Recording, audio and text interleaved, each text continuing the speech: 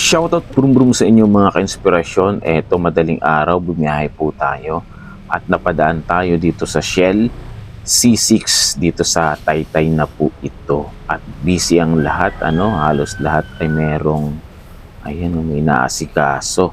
At yun nga po pala, sa lahat po na nakapag-register dun sa atin pong Bataan Adventure Loop, yan, shoutout, kita-kits po tayo. At pwede na rin po kayong mag-book. May pinost po kasi sila doon. Pwede na tayong mag-book ng tent. So ayan, pwede na tayong magpa-reserve para doon sa December 13. So preparation po yun doon sa po natin sa ating gagawing Bataan Adventure Loop. So shoutout, kita-kits po tayo doon. So makikita at ma-experience natin talaga ang nature trip.